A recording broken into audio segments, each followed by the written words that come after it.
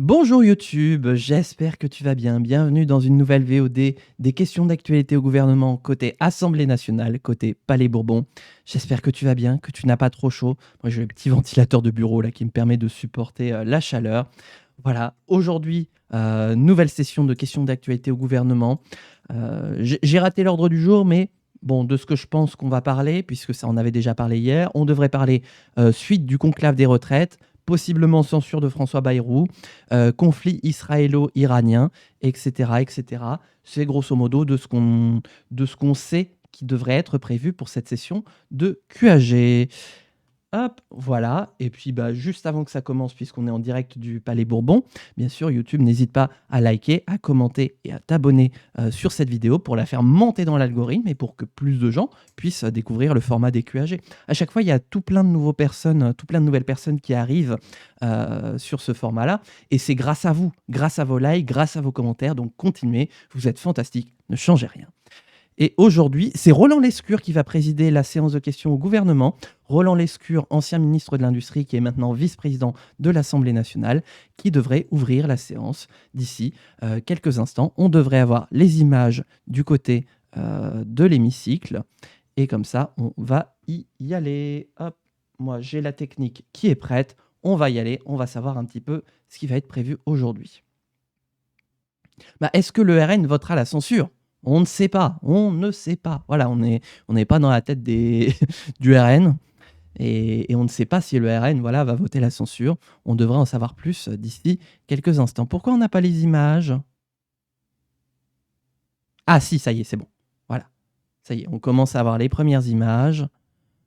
Voilà, Roland Lescure qui monte au perchoir de l'Assemblée nationale et donc qui va ouvrir la séance de questions au gouvernement. Allez, c'est parti. Voilà, on a le son. J'étais en train de me dire, on n'a pas le son, tout part en cacahuète. Mais c'est bon, tout va bien. Chers collègues, la séance est ouverte. Et je remets le ventilo. L'ordre du jour appelle les questions au gouvernement. Salut les jeunes. Et j'appelle au nom du groupe La France Insoumise Nouveau Front Populaire, Madame Clémence Guettet, Madame la Présidente, vous avez la parole. Madame la Présidente ? Merci, ah oui, non, pas la Présidente du groupe, pardon. Monsieur le Premier ministre, qui n'est pas encore arrivé, Ah. Un jour, la France et le président Macron seront peut-être jugés parmi d'autres dirigeants devant un tribunal international pour complicité de génocide. Le temps de la justice est celui du temps long, mais en attendant, chaque jour, des vies humaines sont anéanties. En Palestine, 55 000 personnes à minima ont été tuées depuis 20 mois. En Iran, plus de 600 personnes sont mortes sous les bombes en 10 jours. Les frappes israéliennes ont visé notamment des prisons, et notamment celles où sont détenus 2 Français, Cécile Kohler et Jacques Paris.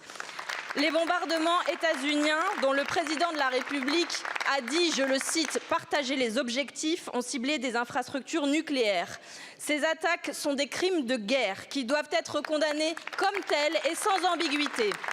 Et vous, la même semaine, vous avez signé docilement sur le son pour vous Trump et sous l'égide de l'OTAN l'augmentation à 5% du PIB de notre budget militaire. Vous choisissez ainsi de sacrifier encore un peu plus nos hôpitaux, notre santé, nos écoles, notre protection sociale.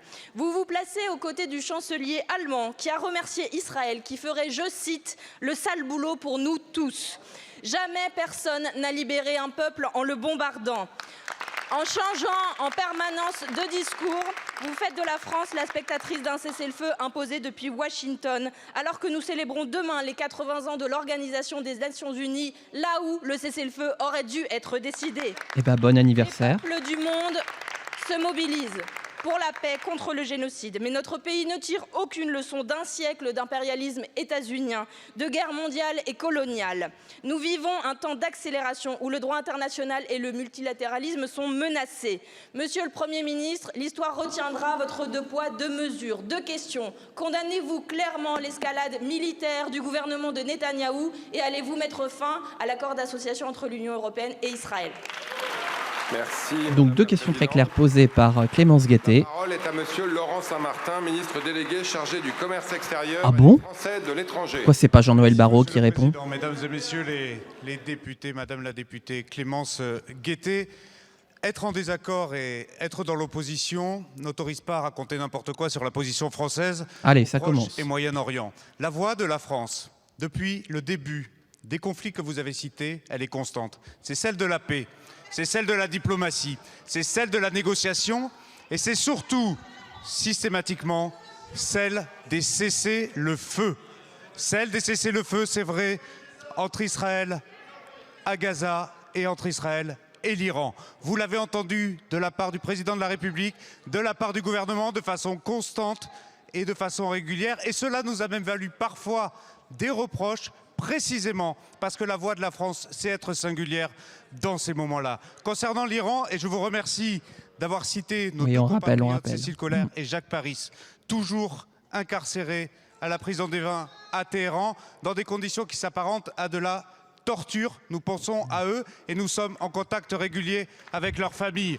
La position de la France concernant le conflit israélo-iranien demeure la même. Ce n'est pas par l'action militaire que se réglera le sujet du programme atomique et balistique en Iran. Nous réaffirmons ce constat-là. Pour autant, ne vous faites pas l'avocate du régime iranien dans cette situation. Pour autant, ça c'est une référence à hier. Un régime iranien islamiste radical se doter de l'arme nucléaire. Dites-le clairement. Nous ne voulons pas que l'Iran puisse se doter de l'arme nucléaire et développer son programme balistique. Oui, nous luttons contre ça. Et oui, nous disons tout aussi clairement que le droit d'Israël à se défendre est un droit fondamental. Salut Saumon. J'aimerais aussi vous l'entendre dire. Mais alors, moi j'ai entendu parler tout récemment qu'il y aurait des histoires comme quoi on n'était même pas sûr qu'il y avait des histoires d'enrichissement nucléaire pour faire une arme nucléaire. Donc les services secrets américains sont même pas sûrs que ce soit confirmé. Bref, maintenant c'est les socialistes. Chers collègues, Rachaldeon. Ma question à laquelle j'associe ma collègue sénatrice Frédérique Espagnac s'adresse à Monsieur le ministre de la Santé et porte sur l'accès aux soins dans nos territoires. À Saint-Jean-de-Luz, les urgences, services publics assurés par la polyclinique privée dysfonctionnent depuis bientôt 1 an. Réorganisation forcée, management agressif qui ont poussé 13 des 14 médecins urgentistes à la démission, des urgences fermées très régulièrement depuis le mois de septembre, avec des conséquences graves pour la population. Et aujourd'hui, la clinique décide la fermeture définitive des urgences dès le 16 septembre. Décision inacceptable, alors qu'elle a touché plus de 5,5 millions d'euros de subventions ces 5 dernières années. Aïe. Le SAMU, les urgences de l'hôpital de Bayonne et la clinique de Biarritz ne pourront compenser cette fermeture et absorber les besoins d'un bassin de 40 000 habitants. Le problème est global. Certaines cliniques ne gardent que les activités rémunératrices comme la chirurgie et abandonnent les services publics essentiels à nos territoires comme la gériatrie, les urgences ou les maternités qui ferment partout dans l'Hexagone. Or, les ARS ne peuvent ni conditionner les actes rentables à un maintien des urgences, ni empêcher une clinique privée de fermer un service vital. Résultat, elles ne peuvent pas assurer la cohérence de l'offre de soins. Notre santé avant les intérêts privés. Monsieur le ministre, que comptez-vous faire pour empêcher qu'un établissement privé seul sur son territoire n'abandonne ses missions de service public au détriment de la population? Êtes-vous prêt à vous battre avec nous, élus et habitants du territoire, pour maintenir un service des urgences à Saint-Jean-de-Luz qui est et restera indispensable? Merci. Courage à toutes celles et ceux qui vivent comme ça dans des déserts médicaux, qui doivent faire des heures et des heures pour trouver un professionnel de santé. C'est compliqué. Merci, Monsieur le Président. Yannick Noder, donc. Madame et Messieurs les députés, Monsieur le député Dufaux, vous avez bien raison de poser cette question parce que la permanence des soins sur les territoires, c'est pas une option. Donc, je découvre cette situation scandaleuse de la polyclinique de Saint-Jean-de-Luz que vous avez. Mais t'es ministre de la Santé, comment ça se fait que tu découvres? Fermeture au 15 septembre et un management probablement délétère qui a conduit au départ de nombreux médecins. C'est tout le territoire que ça met en difficulté, puisque ça met en difficulté le centre hospitalier de Bayonne ainsi que sa clinique et la polyclinique également de Biarritz. Donc il est hors de question que cette situation se fasse. Il faut que tout le monde participe à l'offre de soins. Nous sommes en période estivale, il y a 40 000 habitants à l'année, il y aura du tourisme, il faut qu'on puisse faire face à des épisodes de canicule, que nous soyons mobilisés, que nous courage d'ailleurs aussi. Nous avons besoin de l'ensemble des forces en présence. J'ai eu le directeur général de l'ARS, il y aura une réunion le 2 juillet juillet sous l'autorité du préfet avec l'ensemble des acteurs. Nous avons des moyens d'obligation de cette clinique. Elle a touché de l'argent public et nous avons des contrôles pour pouvoir assurer et des mises en demeure. Donc la fermeté sera la plus grande et s'il faut, j'irai en personne à Saint-Jean-de-Luz réexpliquer le sujet de la permanence des soins qui ne doit pas être une option en France. Merci. Bon. Est-ce qu'on a une réplique ? Monsieur le député, vous avez quelques secondes. Oui, au Pays Basque, on dit Itza Itz. Monsieur le ministre, vous pouvez compter sur moi pour suivre ce dossier essentiel pour les habitants et habitantes du territoire. J'espère pouvoir compter sur vous pour refuser que les intérêts financiers de quelques-uns priment sur la santé de tous. Et vendredi soir, j'appelle un rassemblement à 19h devant la polyclinique. Merci, monsieur le député. Alors, Roland Lescure, il est à cheval sur l'horaire. C'est bien. Carré, propre. J'appelle monsieur Thierry Léger. Allez, la droite républicaine maintenant, les députés de Laurent Wauquiez et Bruno Retailleau. Merci monsieur le Président. Cette question s'adresse au ministre des Armées. Ah, Sébastien Lecornu. La 55e édition du Salon international du Bourget concernant l'aéronautique et l'espace s'est achevée avec un franc succès. Nos grands groupes, Ah oui, c'était la semaine dernière. Dassault, Airbus et bien d'autres, ainsi que de nombreuses PME exposant sous pavillons régionaux, ont pu y démontrer tout leur savoir-faire et leur expertise dans les hautes technologies. Ces entreprises sont la fierté de nos territoires, ces entreprises sont la fierté de la France. Cette année, la défense a tenu une place assez notable sur ce salon. De nombreux États, y compris la France, ont décidé d'augmenter significativement leurs moyens, qu'ils soient dissuasifs ou défensifs. La France y a consacré dans son PLF 2025 50 milliards d'euros. Mais en échangeant avec les différentes PME du salon, les situations apparaissent très disparates. Celles qui travaillent avec l'export, qui travaillent avec l'international, ont des carnets de commandes bien fournis en augmentation. Celles qui travaillent avec le territoire essentiellement français ne sont pas dans cette situation. Pire encore, elles n'ont pas de vision, elles n'ont pas de prévision à la fois de la part de l'État ou de la Direction générale de l'armement. Et pourtant, elles sont prêtes. Elles sont prêtes à embaucher, elles sont prêtes à investir. Monsieur le ministre, ma question est donc la suivante. Quelle vision, quelle stratégie, quelle prévision, quels grands engagements la France peut-elle donner à toutes ces sociétés qui travaillent dans le domaine de la défense pour qu'elles puissent se structurer, pour qu'elles puissent investir sereinement? Merci. Je sais pas, l'Israël peut passer commande. Madame Patricia Miralles, ministre déléguée chargée de la mémoire et des anciens combattants. Il est où le cornu? Mais ils sont où les ministres là aujourd'hui? Je vous prie d'excuser le ministre des Armées qui est actuellement au sommet de l'OTAN. Ah d'accord. Pour 2025, la loi de finances prévoit 50,5 milliards pour la mission de défense. C'est une hausse considérable. Rappelons que nous étions à 32 milliards en 2017. Cependant, oui, la motion de censure et 2 mois de service votés ont retardé certaines commandes. C'est la faute à la censure, bien sûr. La Direction générale de l'armement n'a pu engager de nouveaux contrats qu'à partir du mois de mars. Monsieur le député, ce retard est en voie d'être résorbé. La moitié des crédits d'équipement gelés en début d'année a été libérée en avril et déjà consommée par la DGA. L'autre moitié sera dégelée d'ici la fin juin et le dégel sera donc complet. En matière de commandes, 3,2 milliards d'euros ont déjà été engagés contre 4 milliards à la même date en 2024, malgré un début d'année contraint. En paiement, nous sommes à 10 milliards, soit 1 milliard de plus qu'à la même période l'an passé. Ce sont 60 millions d'euros de paiement en moyenne par jour ouvré. Vous avez raison de souligner l'importance pour les PME et la visibilité du plan de commande. La LPM offre ce cadre avec ses 268 milliards d'euros de commandes sur 7 ans planifiés et votés par le Parlement. C'est une hausse notable. La précédente LPM prévoyait 170 milliards de commandes. LPM, loi de programmation militaire. En LPM donne en outre à la BITD la visibilité sur les programmes dont elle a besoin. Le véritable enjeu désormais est bien que nos grands maîtres d'œuvre industriels répercutent cette visibilité sous les sous-traitants et les PME de la BITD. C'est un sujet sur lequel nous sommes pleinement mobilisés en lien avec les filières industrielles concernées. Monsieur le député, Oui, nous avons honneur, nous avons des industries que nous portons et notre réarmement n'est pas une option, c'est une nécessité. Merci. Et je sais que vous êtes et votre groupe pleinement Merci Madame la Ministre. Monsieur le député. Miralles. Simplement, je le répète à nouveau, une société pour investir a besoin de projection, a besoin de visibilité, a besoin d'une stratégie. Merci. Merci.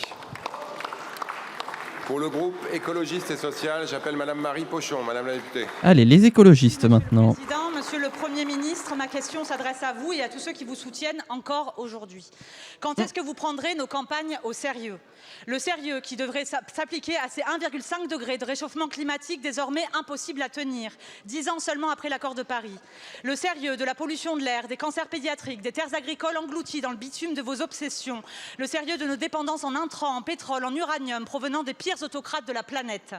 Le sérieux qui devrait vous obliger à considérer, au-delà de ce que vous voyez sur CNews, la réalité de ceux qui habitent nos campagnes et qui observent avec effarement votre croisade contre l'écologie.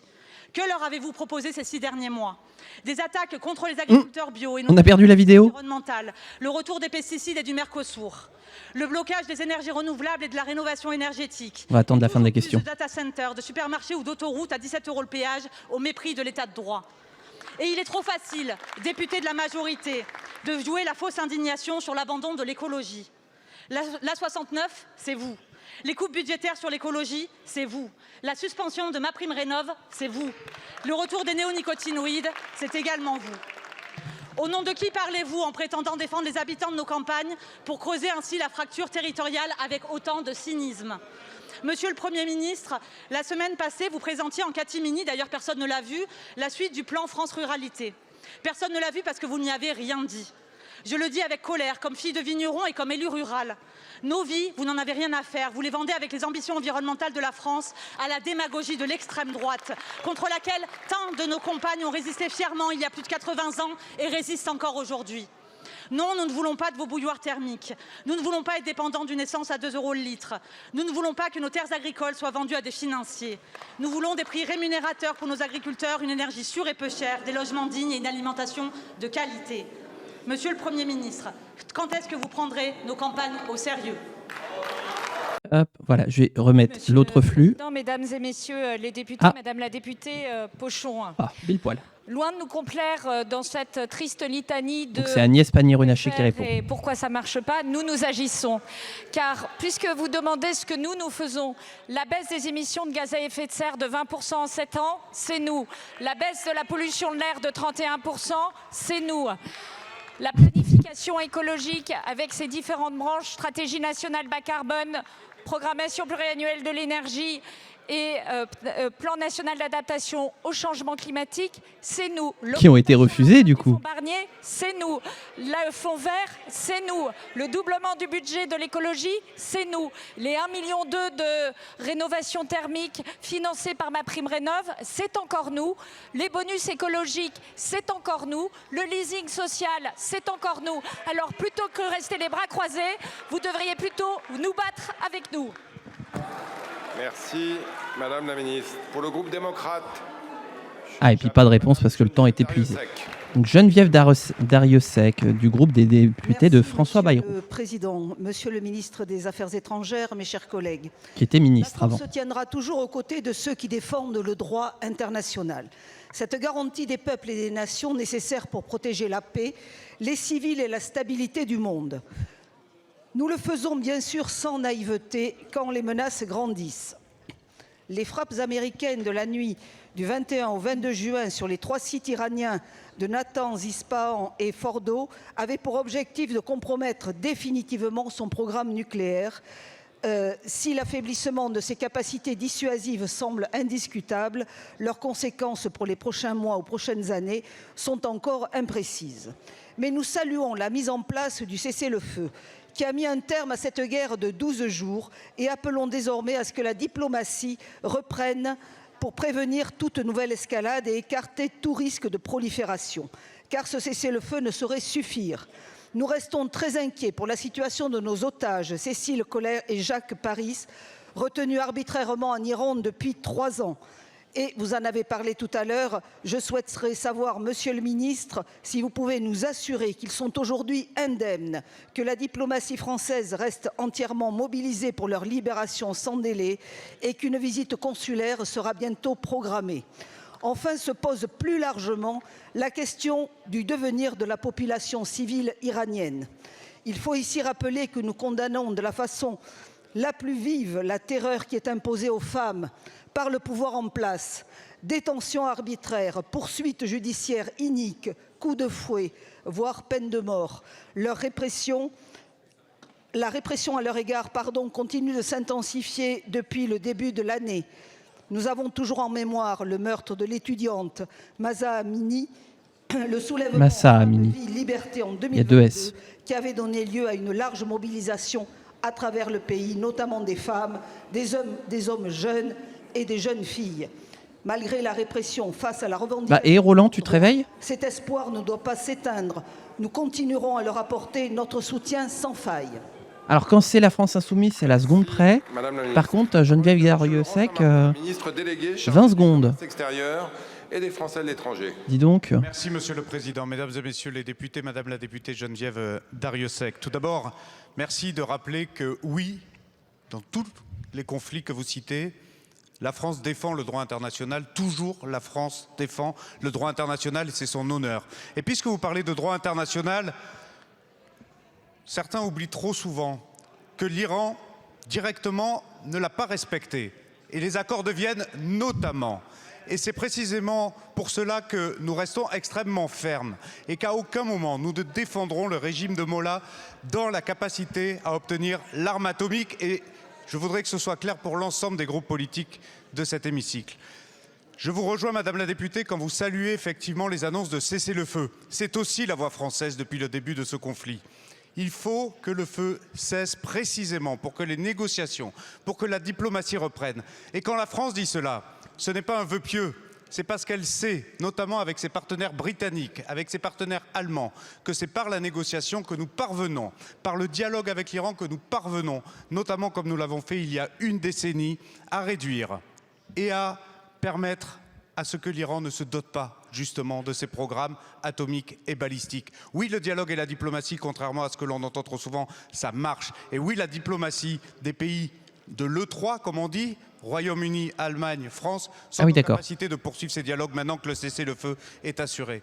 Enfin, Madame la députée, merci à votre tour d'avoir une pensée pour Cécile Kohler et Jacques Paris, toujours emprisonnés depuis maintenant plus de 3 ans dans les geôles iraniennes. Et pour répondre à votre question, nous avons eu l'assurance qu'ils n'ont pas été blessés lors de l'attaque israélienne que nous avons condamnée car elle les mettait évidemment en danger de mort directe. Nous avons aussi réitéré la demande d'accès consulaire, mais plus que cela, ce que la France exige, c'est leur libération immédiate. Merci. Bon, donc encore une fois, on rappelle les mêmes éléments de langage. Territoire, Monsieur Olivier Servat, Monsieur le député. Olivier Servat pour les Indépendants. Monsieur le Président, chers collègues, Monsieur le Ministre de la Santé. Jeudi 19 juin dernier avait lieu la journée mondiale de lutte contre la drépanocytose. Nous parlons ici de la première maladie génétique en France et dans le monde. Ah d'accord, bonjour. Formation de globules rouges en faucilles, douleurs intenses, comparables à des coups de couteau, complications organiques, anémie chronique, décès prématurés trop souvent. Voilà le lot des personnes drépanocytaires qui sont près de 32 000 en France. Le métissage est de plus en plus présent dans notre société, n'en déplaise à certains. Ce n'est donc plus une maladie que de noirs et de métis, puisqu'elle peut désormais toucher tout le monde. J'en veux pour preuve les près de 600 nouveaux cas dépistés chaque année en France. Avec mes collègues Béatrice Bellé, Franz Gums, Maude Petit notamment, nous travaillons à l'élaboration d'une proposition de loi transpartisane visant à garantir un accès équitable aux soins sur tout le territoire. Des collègues d'autres groupes politiques ont d'ailleurs déjà manifesté leur soutien à cette initiative. Ce texte, nous le co-construisons avec les associations qui œuvrent depuis des années à l'accompagnement des personnes drépanocytaires. L'amélioration de leur prise en charge pourrait passer par 1. Une exonération du forfait patient urgence qui engendre un coût financier important pour les personnes drépanocytaires en situation de précarité. 2. La reconnaissance de cette pathologie comme maladie invalidante. 3. La création d'un droit au congé pour les proches aidants en cas de mobilité sanitaire. Et 4, l'élévation de la drépanocytose comme grande cause nationale en 2026, comme l'avait promis le président de la République. Monsieur le ministre, on a des grandes causes tous les ans. sur le sujet, pouvons-nous compter sur votre soutien? Je vous remercie. Merci, monsieur le député. La parole est à monsieur Yannick Noder, ministre chargé de la Santé et de l'Accès aux soins. Merci, Monsieur le Président. Mesdames et Messieurs les députés, Monsieur le député Servat, merci de rappeler l'importance de la maladie drépanocytose et surtout de l'impact en termes de santé pour nos concitoyens. Vous l'avez dit, le 19 juin dernier, c'était la journée nationale et vous avez vu sur les réseaux sociaux que le ministère de la Santé n'a pas hésité à communiquer. Pas à communiquer pour dire de communiquer, mais simplement pour rappeler la nécessité de prendre en charge cette pathologie qui est fortement invalidante. Premièrement, concernant le diagnostic néonatal, vous le savez, la drépanocytose est maintenant plus réservée uniquement aux enfants avec risque ou aux enfants d'outre-mer, mais bien à l'ensemble des naissances en France et territoire d'outre-mer. C'est pour cela que nous pouvons plus diagnostiquer et plus mettre en évidence de patients. Ensuite, il s'agit de mettre les jeunes patients dans des filières de prise en charge. Ça fait partie d'un des éléments forts du plan de maladies rares que j'ai développé en début d'année, qui a pour but de renforcer le diagnostic néonatal avec 3 autres maladies, dont la myotrophie spinale. Ah oui, on avait une question là-dessus il y a quelques semaines. Oui.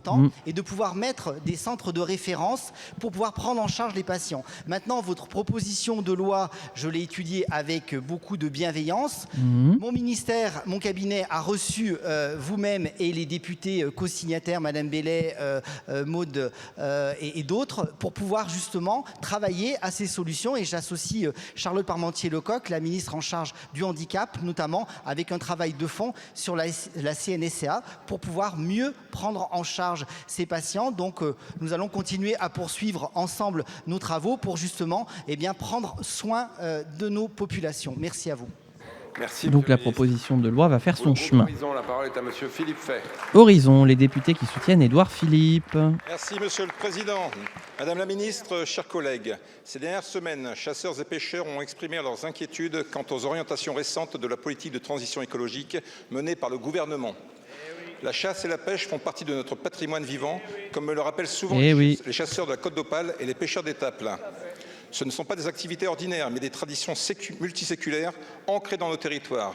Elles reposent sur un savoir-faire empirique, une connaissance fine des milieux naturels, des espèces et des cycles de vie.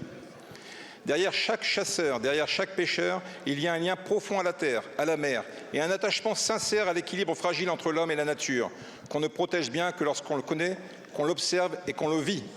Et pourtant, ces traditions sont aujourd'hui fragilisées par des décisions qui leur semblent brutales, sans concertation et injustes.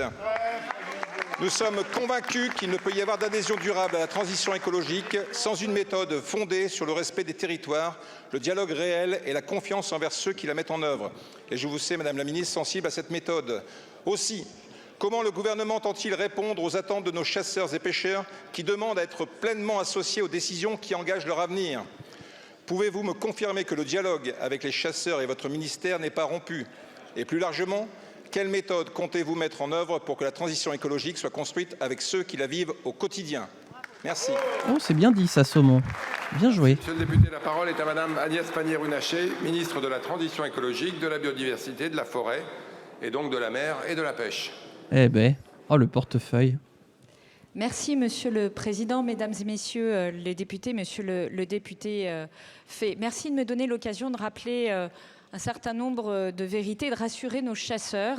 Et ah oui, ils aiment les pêcheurs, chasseurs, je pense que nos pêcheurs sont tout à fait rassurés puisqu'ils me remerciaient encore ce matin de la manière dont nous avons co-construit les décisions de renforcement de cette ça va les hanches en France et dans les eaux hexagonales avec les scientifiques et avec les organisations environnementales ces dernières semaines.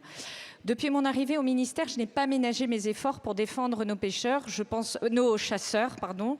Je pense par exemple à la chasse à la palombe, qui j'ai défendu très fortement et d'ailleurs officiellement devant vous, mais pas seulement devant vous, devant la commissaire européenne Jessica Roswall, pour obtenir que cette chasse traditionnelle, culturelle, qui porte sur une espèce en bon état de conservation et sélective, puisse se poursuivre. Car au fond, notre boussole, c'est l'état de conservation des espèces sur la base des études scientifiques disponibles. Quand une espèce est en mauvais état de conservation, sa chasse est réduite. Quand elle est en bon état de conservation, on s'autorise à la rétablir ou à la renforcer. Pour protéger la biodiversité, évidemment, mais aussi pour garantir que nos chasseurs puissent continuer à chasser demain. Les scientifiques mandatés par l'Union européenne relèvent le déclin de 9 espèces de gibier d'eau. Les recommandations de la Commission européenne sont claires. Moratoire aux baisses de prélèvement de 50%. Et j'ai demandé à la Commission européenne de me dire si cette position était d'application immédiate, car j'ai compris qu'il y avait un malentendu sur cela. Elle me l'a confirmé ce matin. En France, nous proposons de tenir une ligne simple. Réduire les prélèvements sur les espèces en déclin en France et en Europe, les augmenter là où les populations progressent, réserver les moratoires aux espèces les plus menacées. C'est dans cet esprit que nous continuons à discuter avec les représentants des chasseurs. Je pense pour trouver un juste équilibre. J'étais encore tout à l'heure à échanger avec Willy Schran, qui lui-même veille effectivement à protéger nos chasseurs pour arriver à poursuivre et concilier transition écologique et chasse. Bah, c'est terminé, mais il coupe pas le micro. Moi, je te l'aurais coupé depuis longtemps. Vous, c'est pas terminé. Il vous reste 35 secondes à peu près. À peu près, plus ou moins 30 secondes de rab. Je vous entends bien, mais il est important, très important, d'écouter ces femmes et ces hommes qui sont en permanence sur le terrain et qui connaissent parfaitement le milieu. Merci. Bah, t'avais encore une minute. Député pour le groupe de la gauche démocrate et républicaine. Ah, les communistes. La parole est à monsieur Frédéric Maillot. Monsieur le Président, mes chers collègues, Monsieur le ministre des Outre-mer, il y a une semaine s'est tenue les assises de la vie chère en Martinique. Cette terre, ce peuple qui s'est dressé et qui se dresse encore aujourd'hui, non pas pour danser du zouk à l'image du groupe présidentiel, mais pour lutter contre la vie chère. Oui, une fois de plus, nous, députés d'Outre-mer, nous vous interpellons sur ce sujet et nous n'avons pas fini de le faire parce que nous avons été élus pour le faire, et de deux, parce qu'un rapport est sorti la semaine dernière et il nous révèle quoi? Que les frais bancaires vont augmenter de 5% dans les Outre-mer. J'entends déjà certains ajouter que 5% juste dans les Outre-mer. Mais faut-il le rappeler ici que 5%, que les frais bancaires sont déjà plus de 15% plus cher chez nous, et 15 plus 5, eh ben, ça fait 20. Nous, les Français, c'est même plus que 20 nous en fait. payons donc les frais bancaires 20% plus cher que les Français à part entière. Oh là là. Monsieur le ministre, ce que je veux vous dire, c'est que la vie chère dans nos territoires, ce n'est pas que l'alimentaire, ce n'est pas que la grande distribution. C'est un système bien huilé avec l'aide des gouvernements qui se sont succédés. La vie chère, c'est le prix des colis postaux avec une double TVA à l'achat et à la réception entre particuliers. La vie chère, c'est les frais de communication, le logement plus élevé chez nous. Tout ça pour vous dire ce que vous savez déjà. La vie chère est partout chez nous. Il y a eu la loi EROM, il y a la loi Lurel. Si votre texte ne répond pas à la vie chère dans son spectre le plus large, chez nous réduire une fois de plus à des peuples de pousseurs de caddies, pour reprendre l'expression de mon collègue Jean-Philippe Nilor, nous ne sommes pas que des tubes digestifs sur pattes. Pendant les assises de la vie chère, nous avons travaillé à des propositions. Car pendant certains bombent le torse pour recevoir des médailles, d'autres bombent le torse pour défendre avec dignité ceux de leur peuple. Nous nous inscrivons dans la deuxième catégorie. Êtes-vous prêts à accueillir les propositions populaires de nos peuples en colère?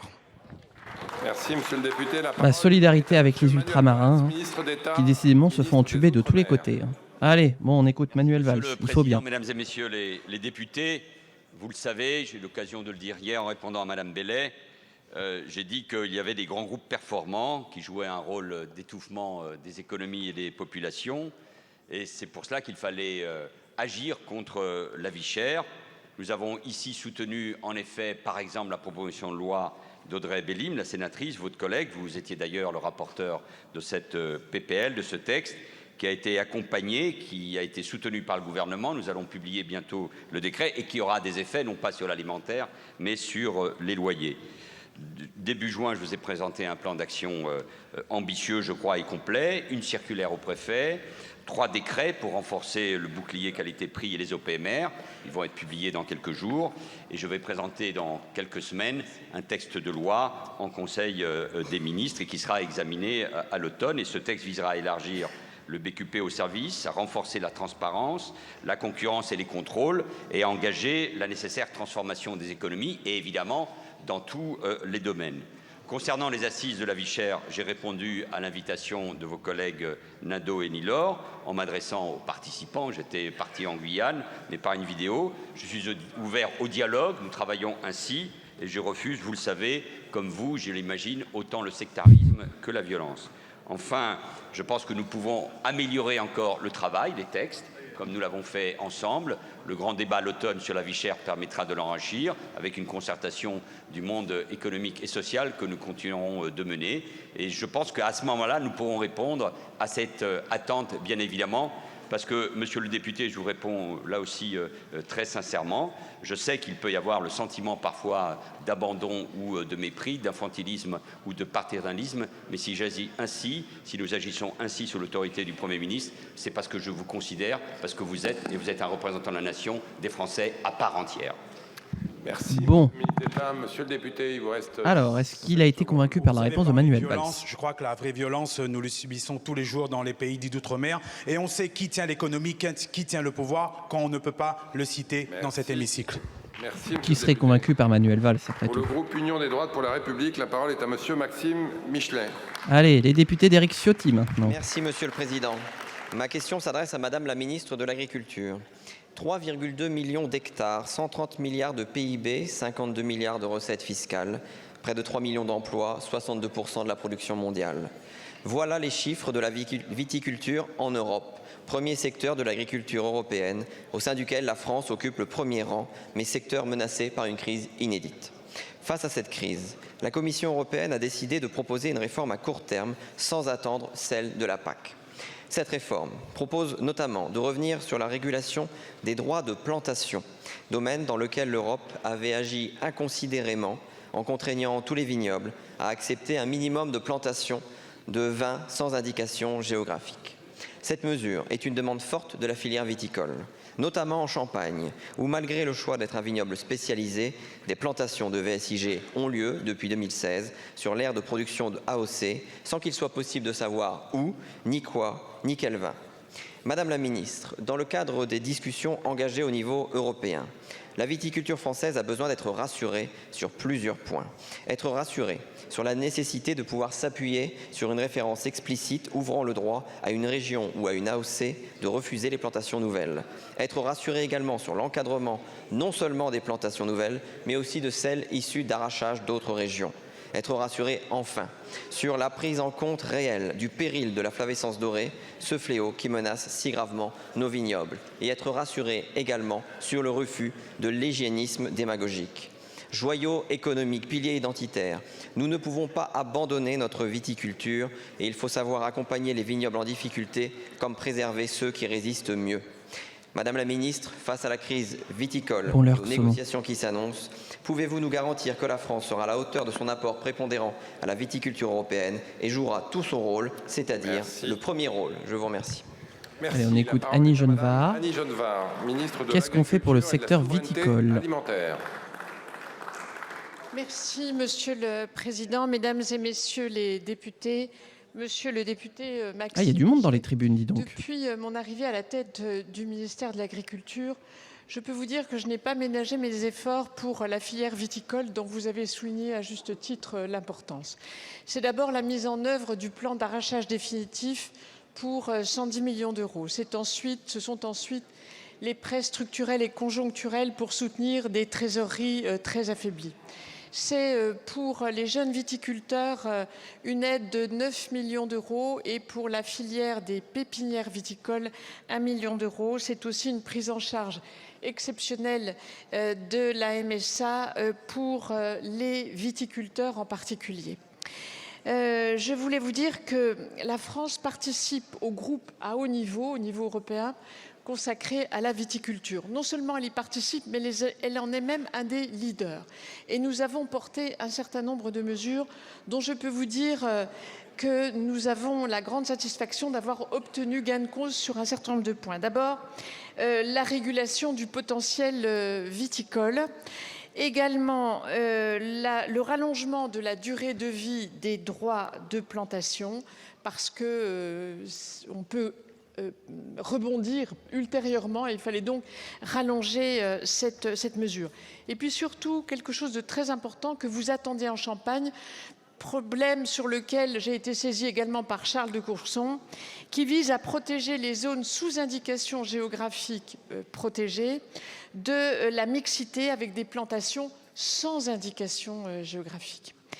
C'était une demande très forte, notamment de la Champagne, et nous serons évidemment extrêmement attentifs à la traduction juridique de cette disposition. Vous voyez, monsieur le député, soyez assuré du fait que je ferai tout ce qui est en mon pouvoir, ici et à Bruxelles, pour protéger le joyau de notre agriculture, qui est la vie. Ce que j'allais dire, j'allais dire, on parle de toi. Du Rassemblement national, la parole est à monsieur Johan Gillet. Allez, le RN maintenant. Avant-dernière question. Merci, Monsieur le Président. Monsieur le ministre de l'Intérieur, je me fais aujourd'hui le porte-parole de nos compatriotes de Guadeloupe. N'entendez-vous pas le bruit sourd des armes qui résonnent aux Antilles? Le fracas des balles qui fauchent des vies chaque semaine en Guadeloupe. Comment ose-t-il paraphraser le chant des partisans? C'est leur quotidien. Et pendant ce temps-là, la République, elle, semble avoir déserté. En 2024, 23 768 crimes et délits ont été recensés pour 384 000 habitants. Les tentatives de meurtre ont bondi de 27%, les coups et blessures volontaires de 10%, les violences sexuelles de 10%, les vols avec armes de 10% également. La Guadeloupe est devenue, monsieur le ministre, le 6e département le plus dangereux de France. Et la situation ne cesse de s'empirer. Au cours des 6 derniers mois, l'on dénombre 28 homicides, soit presque autant que sur toute l'année 2024. Le dernier date d'avant-hier. L'avant-dernier date, quant à lui, du 4 juin dernier. La victime était un adolescent de 13 ans. La spirale meurtrière ne faiblit pas. La jeunesse est décimée, des familles sont brisées et l'État regarde sans agir. Le syndicat de police Unité 971 tire d'ailleurs la sonnette d'alarme, 25 postes vacants à la police judiciaire et un manque global d'effectifs. Alors mes questions sont simples. Quand arrêterez-vous d'être, monsieur le ministre de la parole pour être ce que les Français attendent, c'est-à-dire un ministre dans l'action? Quand allez-vous déployer un véritable plan d'urgence pour la sécurité en Guadeloupe? Assumez-vous encore d'être membre d'un gouvernement macroniste qui a rejeté l'amendement du groupe RN au dernier PLF et qui prévoyait un fonds de sécurité de 30 millions d'euros dédié à la Guadeloupe? Quand augmenterez-vous significativement les effectifs et les moyens? Et quand le gouvernement macroniste auquel vous appartenez aura-t-il enfin le courage de renforcer la réponse pénale souhaitée par les Français et proposée par le Rassemblement national? Merci, monsieur le député. La parole est à monsieur Manuel Valls, ministre d'État. Que va répondre Manuel? Monsieur le Président, mesdames et messieurs les députés. Il y a pas mal de questions. Vous êtes très bon dans le commentaire, un peu moins bon dans la proposition. Et il me semble que vous passez à côté de l'essentiel, au-delà de vous intéresser évidemment au parcours politique de Bruno Retailleau, ce que je comprends évidemment.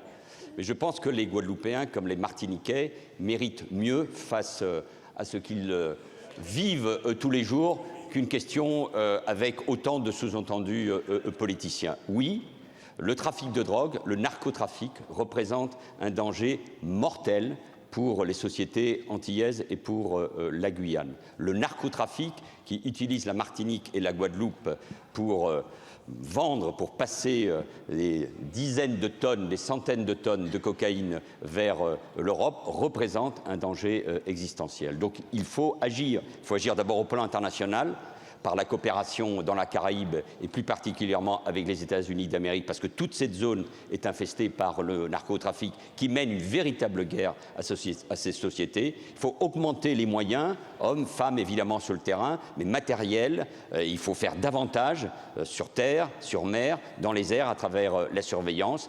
Et il faut une action, c'est ce qui est engagé, opiniâtre avec les collectivités territoriales, notamment sur les ports, parce que ces ports, ces grands ports maritimes qui vont s'agrandir dans les mois et dans les années qui viennent, doit faire l'objet d'une très grande surveillance, la mise en place de scanners, une action résolue avec les services de sécurité, avec la justice et évidemment avec les collectivités territoriales. C'est une cause nationale. C'est une cause nationale, la loi narcotrafic, les textes votés au Sénat, les rapports sur ces sujets le montrent, et donc il faut une mobilisation. De ce point de vue-là, comme ministre des Outre-mer, monsieur le député, j'en appelle à la mobilisation, à l'unité nationale et pas à une vie politique qui passe à côté de l'essentiel parce que vous poursuivez des objectifs qui ne sont pas des réponses concrètes à l'égard de nos compatriotes antillais. J'aime bien parce qu'en fait, ils parlent mais ils ne s'écoutent pas tous les deux. 6 secondes. Monsieur le ministre, vous dites il faut, mais les Français attendent que vous agissiez. Vous êtes tous aux responsabilités depuis plusieurs décennies. Votre gouvernement est composé de vieux politiques allant du Parti Socialiste au LR. Vous êtes en responsabilité. Merci, c'est terminé. Oui, voilà, c'est terminé. C'est 6 secondes. Hein. Ouais, alors, Terminé en beauté pour le groupe fais gaffe, Ensemble pour la Roland. République, Madame Nicole Lepay. Donc, Ensemble pour la République, les Ma macronistes. question s'adresse à Madame la ministre de l'Agriculture et de la Souveraineté alimentaire. Madame la ministre, qu'il soit à la coque ou mimosa, qu'il soit au plat ou mollet, qu'il soit brouillé ou en omelette, les œufs sont en train de devenir un cas d'école de nos contradictions agricoles. La consommation a grimpé de 8% en un an. Les Français en consomment aujourd'hui 240 par personne, par habitant et donc par an. Un record depuis les 20 dernières années. C'est un produit accessible, riche en protéines, faible en carbone et perçu par 7 Français sur 10 comme un aliment anti-crise.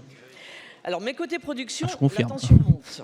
En effet, les éleveurs sont prêts à répondre à cette demande croissante, mais ils se heurtent à 2 verrous bien identifiés. Manger des œufs. Le premier, le terrain. Les projets de bâtiments, même aux normes, même en plein air, sont ralentis, contestés, voire bloqués. La complexité administrative se double d'un climat de défiance, voire d'intimidation, qui rend la transition vers les élevages alternatifs techniquement et humainement plus difficile. Deuxième verrou, l'environnement réglementaire. Des normes européennes comme la directive IED imposent des seuils inadaptés aux élevages familiaux avec des coûts d'investissement estimés jusqu'à 80 000 € par site. Le risque est clair, des fermetures, une désincitation à l'installation et une montée des importations. Alors déjà, un 9 sur 10 consommé en France est importé et certains scénarios européens évoquent une chute de notre taux d'auto-approvisionnement à 36%. Alors ne retombons pas dans les travers de l'évasion de la production de poulet. Pourtant, la filière œuf a fait ses preuves. Elle a massivement investi. Plus de 3 poules sur 4 sont aujourd'hui élevées en système alternatif. Alors, Madame la Ministre, vous avez montré votre attachement à une agriculture de solutions. Nous partageons votre volonté. Comment le gouvernement et quel levier peut-il activer pour lever les blocages territoriaux? Bah alors, on coupe pas 6 secondes, Roland, hein? Ministre de l'Agriculture et de la Souveraineté. Et ce sera notre dernière réponse du côté de l'Assemblée nationale. Président, Mesdames et Messieurs les députés, Madame la députée Nicole Lepay. Tout d'abord, merci d'évoquer cette filière magnifique. Je veux rappeler que la France est une championne en matière de production d'œufs au niveau européen. Nous sommes presque autosuffisants à 95%. Il n'y a pas tant de filières que ça qui peuvent se prévaloir d'un tel niveau d'autosuffisance. Nous sommes aussi de gros consommateurs. C'est dommage, on l'était avant. Une source de protéines qui est peu chère et très appréciée des Français. Pour autant, il ne faut pas tenir cette position pour acquise. Tout est toujours fragile et il faut naturellement veiller à maintenir la production à un bon niveau. Et là, vous abordez le cœur du sujet. Qu'est-ce qui nous permettra de maintenir, voire d'améliorer la production d'œufs dans notre pays? D'abord, je voudrais saluer le projet de filière du CNPO qui prévoit la construction de 300 nouveaux poulaillers d'ici 2030.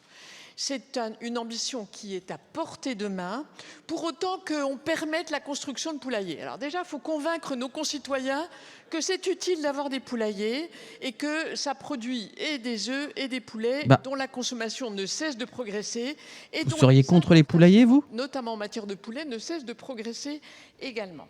Il faut ensuite premier degré, je pose la question. Elles sont trop compliquées aujourd'hui et c'est l'objet effectivement du projet de loi visant à lever les contraintes pesant sur l'agriculture, puisque vous savez, il y a un article qui porte sur les ICPE et qui vise à simplifier cette procédure de façon à ne pas décourager tous ceux qui sont porteurs de projets. On a la chance d'avoir des porteurs de projets économiques. Ne les décourageons pas par des mesures qui seraient effectivement trop contraignantes. En tout cas, soyez certaine, Madame la députée, que je suis très attentive à cette filière.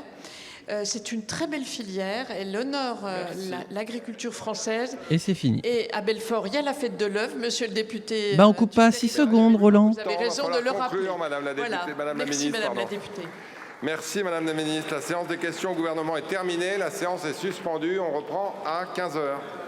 Très bien, voilà, c'est la fin de cette partie de questions d'actualité au gouvernement côté Assemblée nationale. J'espère que ça vous aura plu. Bon, Roland Lescure qui se targue de couper le chrono à 6 secondes, je ne sais plus pour qui, mais qui ne le fait pas pour ses collègues, hein, parce que Geneviève Darrieussecq, Annie Genevard et je ne sais plus, mais c'est Le P, la dernière intervenante qu'on a entendue. Bizarrement, il ne coupe pas. Donc, quand on veut se targuer de respecter le temps de parole, on le fait pour tout, c'est pas à la carte. Hein. On perd 100 milliards par an à cause de la complexité normative. Ouais, mais après, combien est-ce que ça nous évite aussi d'un point de vue de la santé, quoi? Parce que ça nous évite d'importer des produits qui ne sont pas du tout de qualité, qui nous mettent en danger et tout. Donc, il y a toujours le rapport coût-risque qu'il faut prendre en compte avec tout ça. Si on a eu des normes pendant très longtemps, c'est pas pour rien, justement. En tout cas, moi, c'est ma façon de voir les choses. On aura beaucoup parlé, je parle pas forcément dans la nourriture. Ah oui, d'accord, oui. Bah, en même temps, oui, si c'était 100 milliards rien que dans la nourriture. Après, oui, il y a tout un tas de secteurs où la question peut se poser. Est-ce qu'on a besoin de moins de normes ou est-ce qu'au contraire, on a besoin de plus de normes? Oui, j'ose poser la question. C'est une question, moi, que je me pose vis-à-vis de certains secteurs de l'industrie, entre autres, et des services. Voilà. Mais sacré sujet, effectivement. Donc, disais-je, ouais, séance. J'ai cru qu'on parlerait de François Bayrou et finalement, François Bayrou, le grand absent de cette séance de questions d'actualité au gouvernement.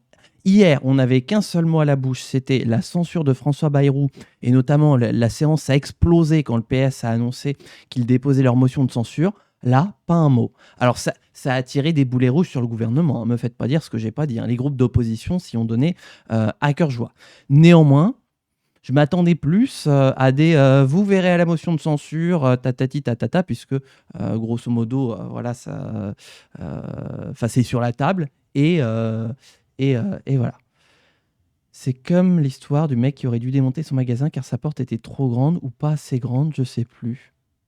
Ouais, bah après, voilà, il y a des petits faits divers comme ça, mais qu'il faut prendre pour ce qu'ils sont aussi. Voilà, faut pas non plus verser dans le fait divers à chaque fois pour dire eh ben, c'est un scandale, détruisons tout. Il faut toujours faire attention à ça. Mais c'est un sujet, j'en conviens.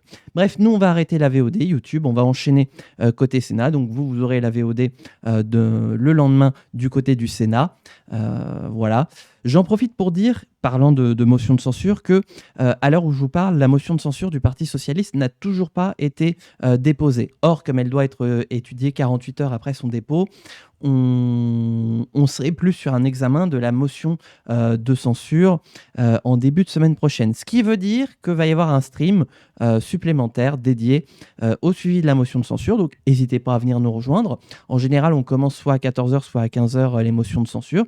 Donc, n'hésitez pas à venir nous rejoindre en live pour suivre l'examen de la motion de censure. Qui sait, vous verrez peut-être François Bayrou tomber en direct plutôt que en rediffusion. Voilà.